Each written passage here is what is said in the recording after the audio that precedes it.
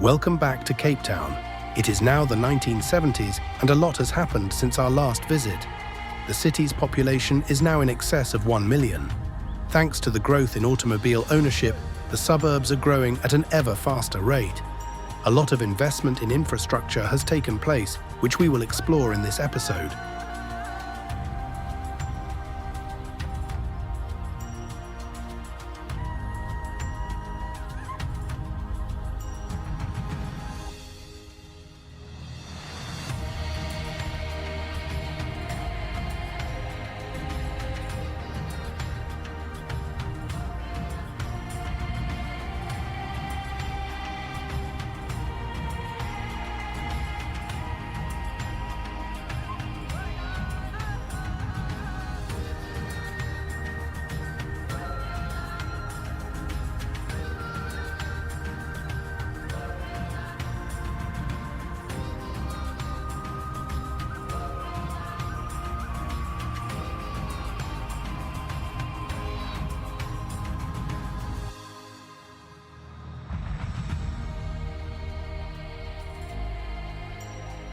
Since the beginning, Cape Town has struggled to cope with the volume of shipping calling at the port.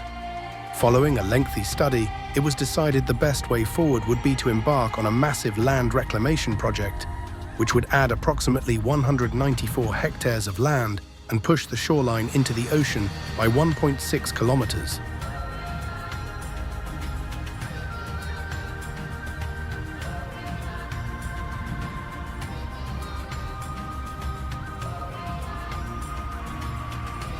The project was carried out by a flotilla of around 35 Dutch vessels, including rock breakers, dredgers, tugs and cranes. The area to be reclaimed was dammed and filled in over time, and the water pumped out. The work was not easy, especially during the winters where the Cape of Storms lived up to its name.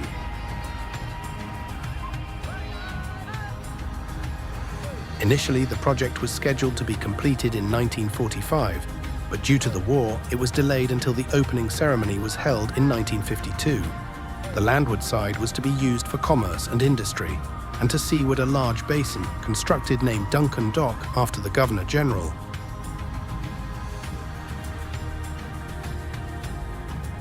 Once the main roads were laid out, extensive port facilities were built, as well as the Culemborg railway complex.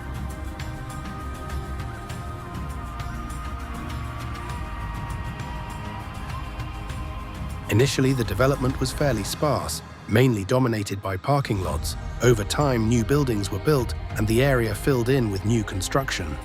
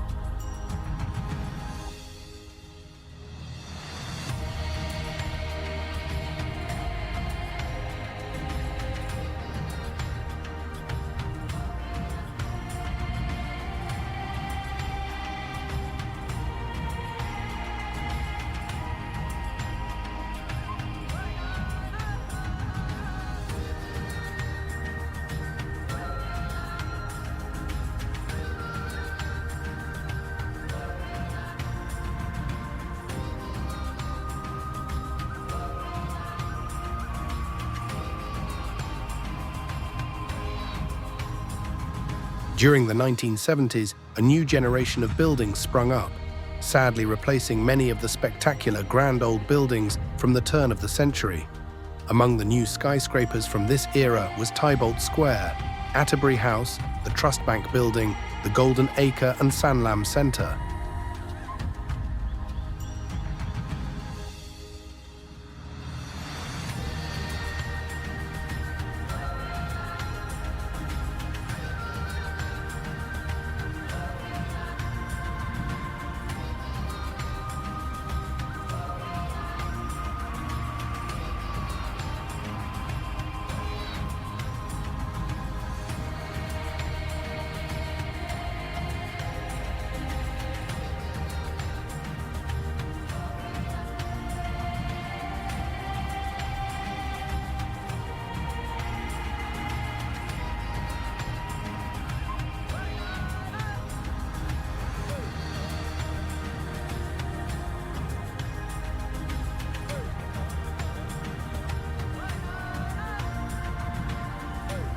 With the massive growth in road traffic, the 70s saw massive investment in freeways.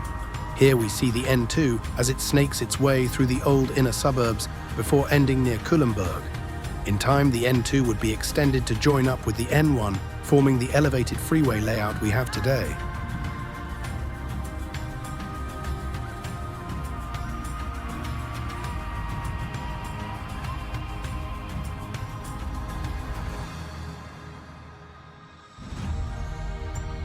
Cape Town Station got a complete overhaul.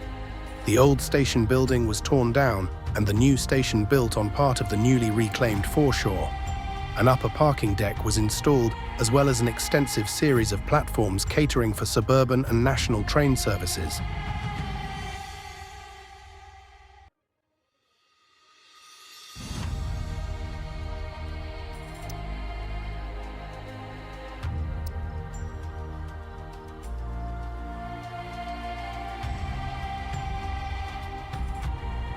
The Grand Parade was mostly used for parking when it wasn't in use as a ceremonial venue.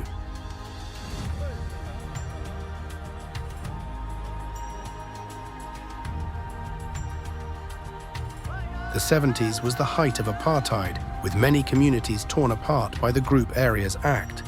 The tract of cleared land you see below De Waal Drive is District 6, an area that was proclaimed for whites only, which resulted in most of the residents who were not white being forcibly removed and relocated to an area far out of town that would become known as the Cape Flats. Here we see what became of Robben Island from episode 1.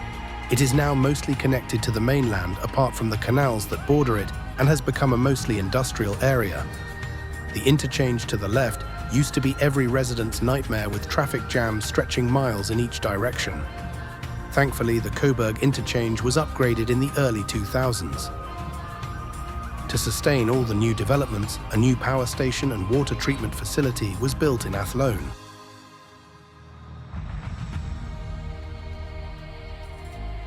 Robben Island is an island in Table Bay, located 11 kilometers from the city. Over time, it has been a leper colony and animal quarantine station. During World War II, it housed a radar station and 6-inch guns to protect the city. Its main role, however, has been that of a prison. Nelson Mandela and a number of other notable political prisoners were held here for a period of time.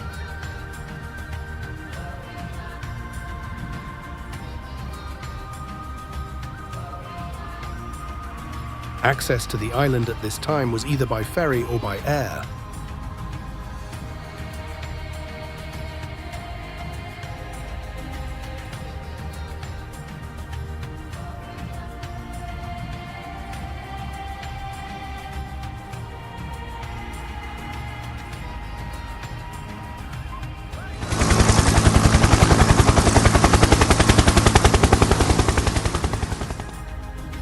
Here we can see the layout of the old prison and the adjoining limestone quarry.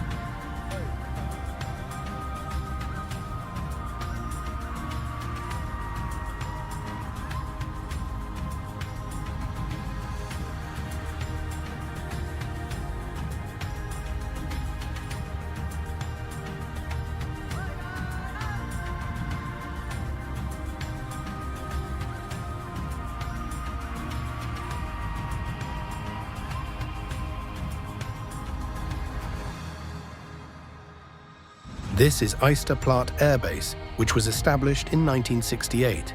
It was home to 35 Squadron, which operated Avro Shackletons on long-range maritime patrol missions.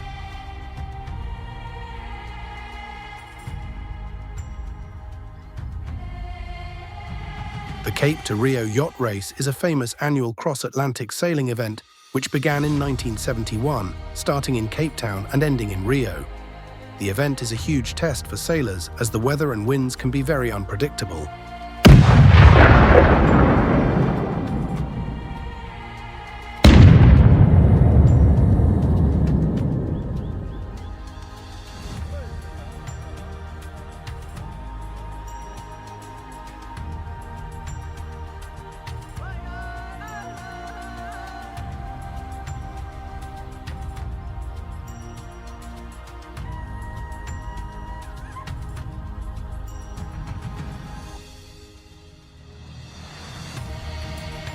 Located 40 kilometers south of Cape Town on the shores of False Bay, Simonstown is the main base of the South African Navy.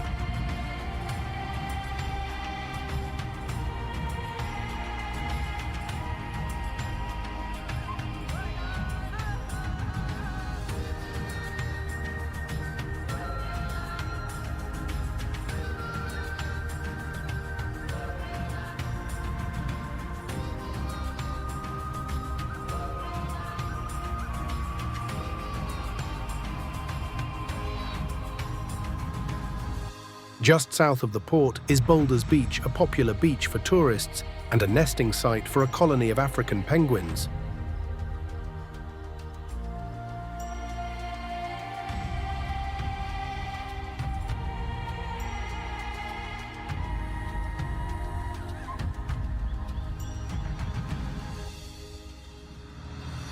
In the town itself is a square overlooking the harbour, which includes the statue of a dog named Just Nuisance. He is the only dog ever to have officially served in the Royal Navy.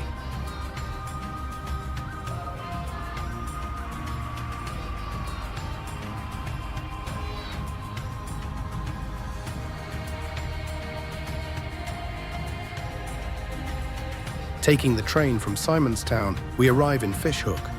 Fishhook was known as a dry community where no bottle stores were allowed. These laws were only overturned fairly recently.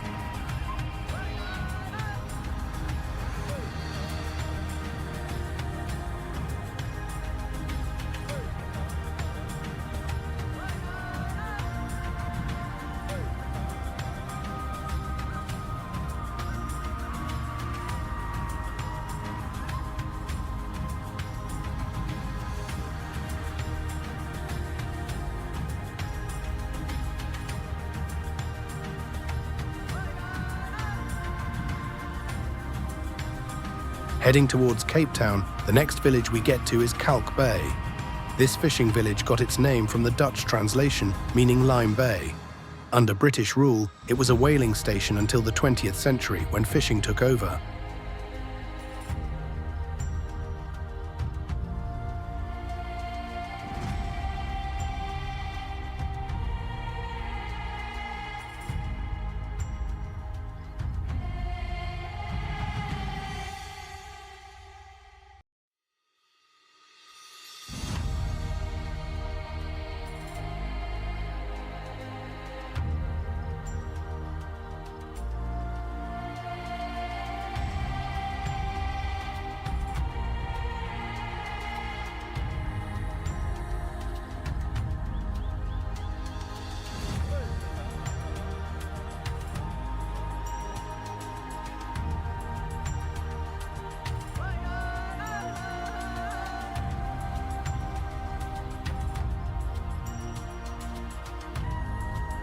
Just up the coast, we get to St. James, a small seaside village known for its brightly painted Victorian bathing boxes.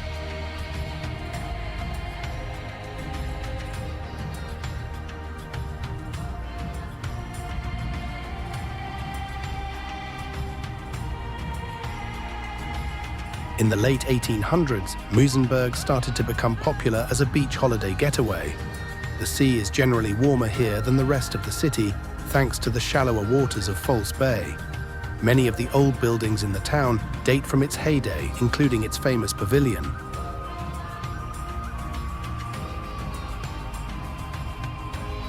Here we see Muizenberg's famous truck-eating bridge named Bridget with her latest casualty.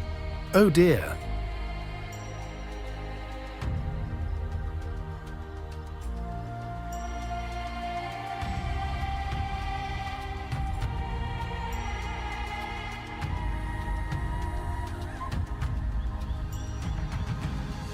Built in 1937, Spotty the dog is a famous landmark between Wynberg and Muizenberg. It is a canine-shaped roundhouse that functioned as a refreshment stop that is a famous landmark to this day.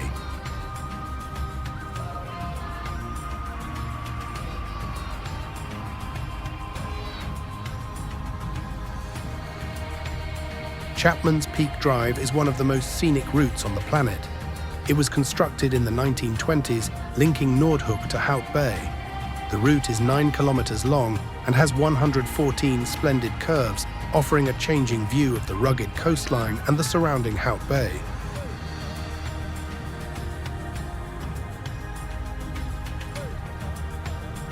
Hout Bay, which means Wood Bay, was named by early Dutch settlers who used the forests for timber. It was established as a fishing village in the 1800s, and even by the 1970s was still mainly rural with a small settlement and a number of farms in the Central Valley.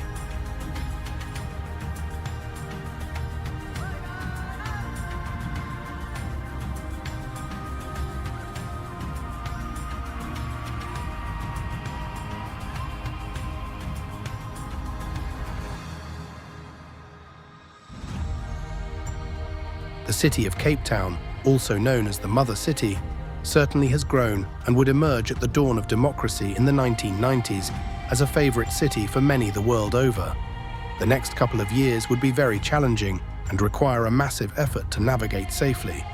What does the future hold for the city? Join us next time to find out.